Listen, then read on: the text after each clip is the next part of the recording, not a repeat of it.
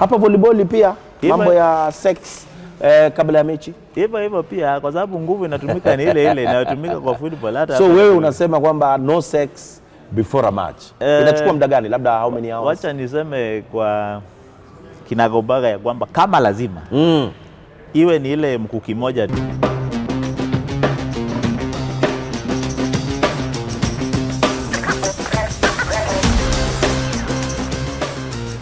Karibu tena mtazamaji katika kipindi chako cha Arocho Live, ambapo hii leo tunatembelea kikosi cha Trailblazers katika volleyball. Tuko na kocha mkuu. Coach, mambo vipi? Poa sana. Team, good job mmefanya. Kwa mara ya kwanza kikosi chako kimeingia katika ligi na mmecheza vizuri. Siri imekuwa nini coach?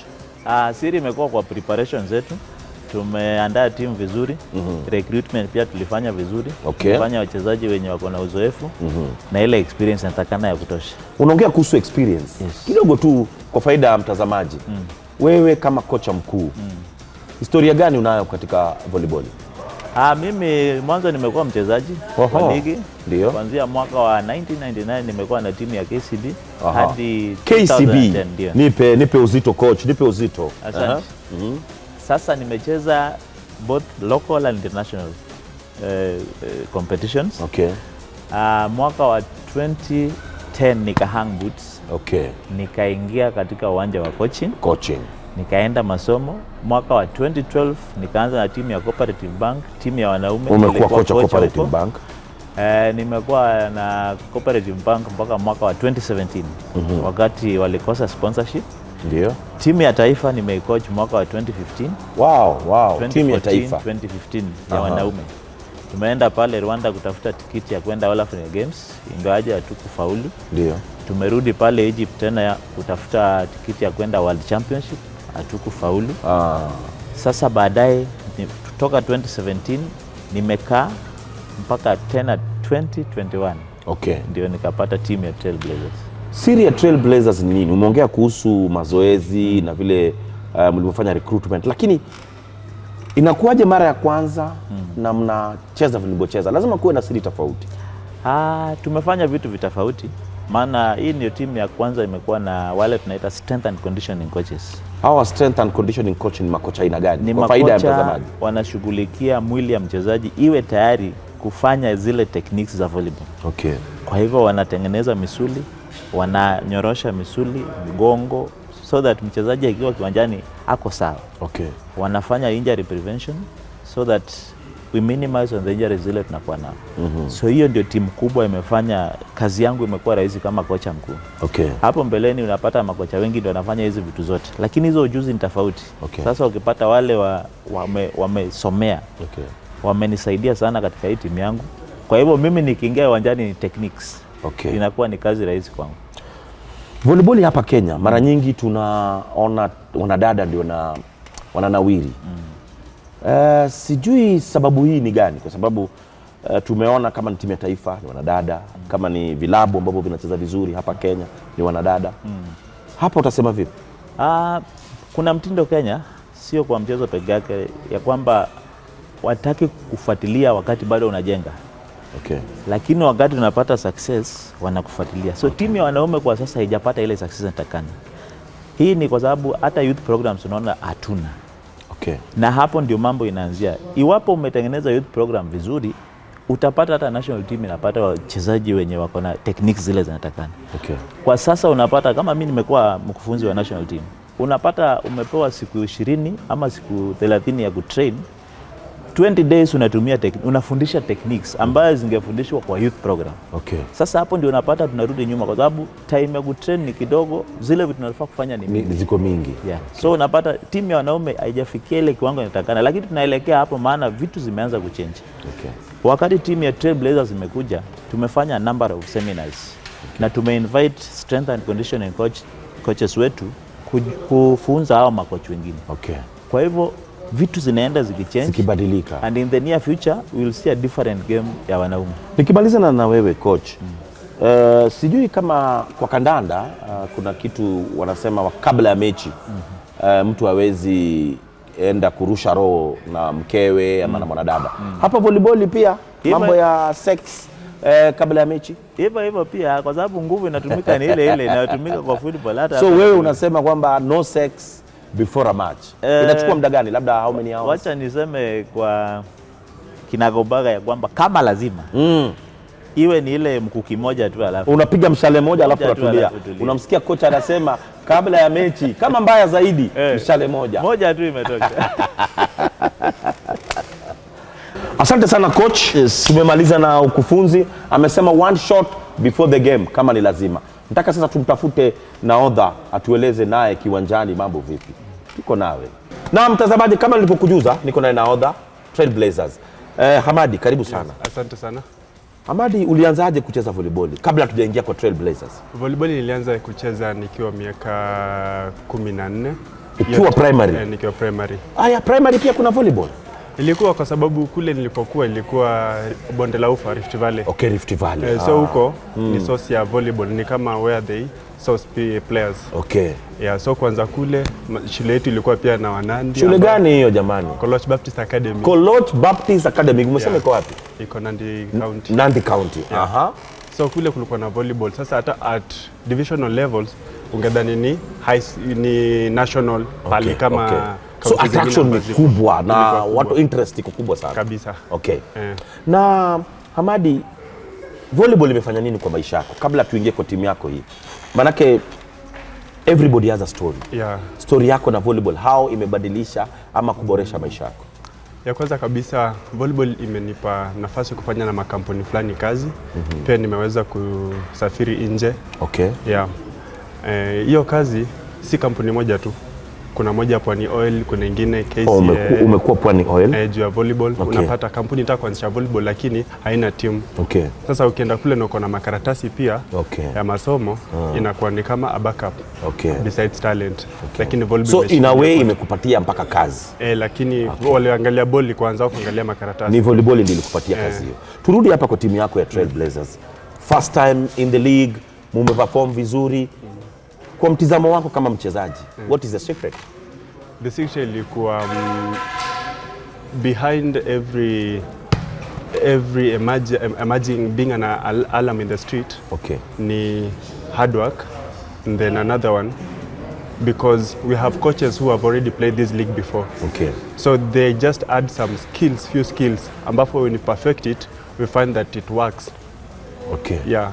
So ni muli twist tu vitu kidogo. Yeah, from the coaches.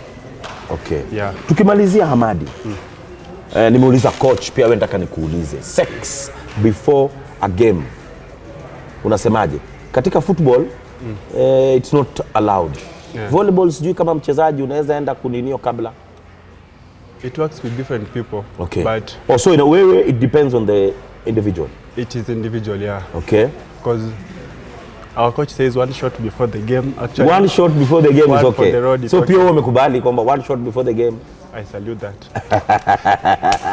Na mtazamaji, Hamadi anasema one shot before the game sio mbaya. Captain wa timu ya Trailblazers, nataka tukimalizana na yeye tutafute sasa the man behind the Trailblazers. Atuambie ni nini hasa kilifanya aingie katika volleyball ya Kenya. Tunarejea. Karibu tena mtazamaji, kama nilivyokujuza tuko naye mwanzilishi wa kikosi hichi cha Trailblazers. Welcome to Arocho Live. Thank you, Fred. Now, for our viewers, background of who you are and how you came to settle for Trailblazers. Personally, I'm a former professional volleyball player. I played left, as they call it in Kenya, outside hitter. But I'm here working at the same time. Okay. And a few years ago, I worked with Coach Omondi that you talked to earlier. Yes. And I work as player coach. So we reached the playoffs in 2017. Okay. And last year, about 7 of the players you see in the background here, they were let go by their former club. Okay. And when I saw the talents that were there, I decided that I cannot bear to see those talents going to waste. So we decided to put a team together around them. So that is what motivated you? The fact that they were dropped from their various teams, okay? And you can see the talent. They are extremely talented. And the proof is, the results of this season proved, it's a clear evidence. that these guys are extremely talented. Okay. You know, in less than 7 months, we are in the playoffs. We get onto the podium. We are qualified for club championship. I mean, that says a lot. What is the secret? Because as you said, most of them were players who were, for lack of a better word, fringe players in their various clubs. But the conversion, you've given them a lease of life. What is the secret? Well, the secret is always first and foremost discipline, structure. And when you look at it, there are several things we do not do around here in terms of sports, and mostly team sports.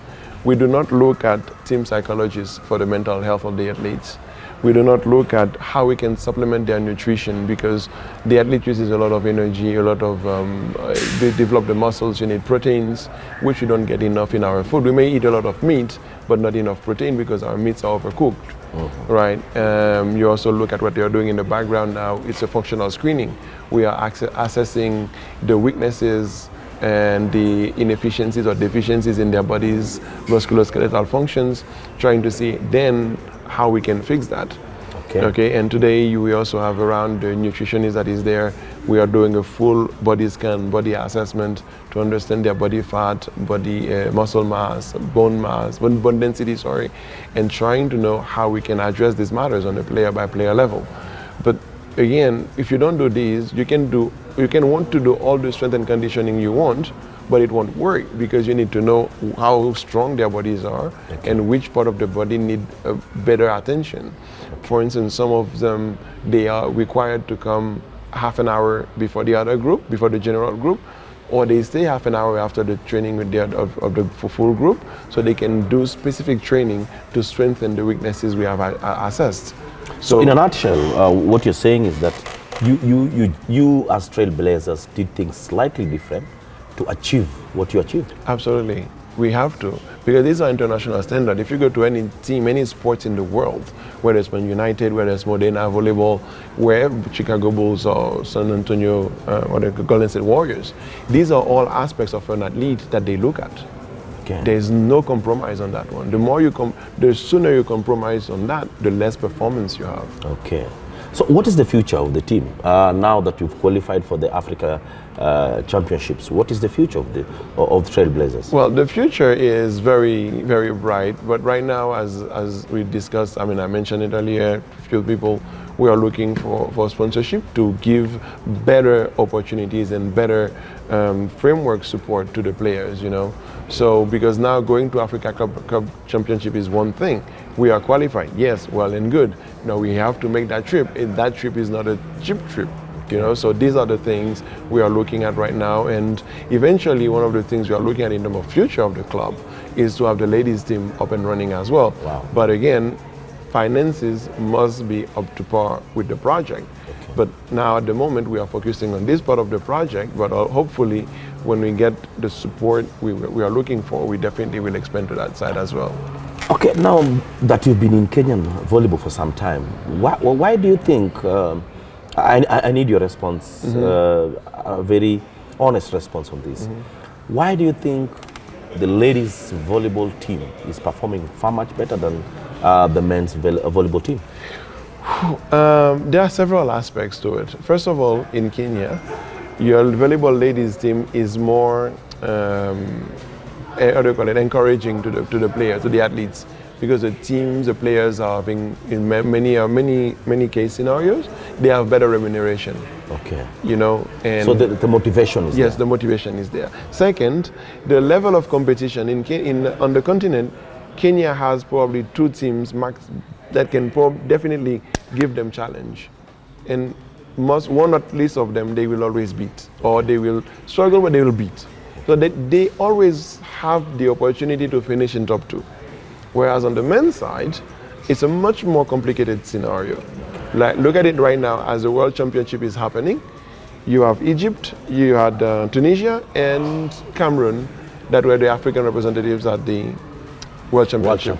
Yes. And 2 of them got eliminated, but leave that, they already out. Only Tunisia goes to the second round, to the round of 16. But in terms of competition, that means Kenya has to fight with people that invest much more than them in volleyball, like Tunisia, Algeria, Morocco. You mean Egypt? as far as infrastructure is concerned? Yes. Okay. Egypt, Cameroon, and even Mali to an extent. So these countries put a bigger emphasis on volleyball, and they have a lot of their stars playing abroad. But this is where we need to be. This is where we need to go. We can go there. We have the talent. We just need to harness the skills to get this, to achieve these results. Okay. Well, thank you very much for your time, and once again, good job you're doing here. Thank you. You've given this young man a new lease of life, and I believe that Trailblazers will do it even better. Inshallah. Thank you very much. Right. Na mtazamaji, kikosi cha Trailblazers kinafanya mambo katika volleyball. Tumewatembelea kuwapatia heko na shukran kwa kazi ambayo wanafanya. Hadi wakati mwingine, sablagia.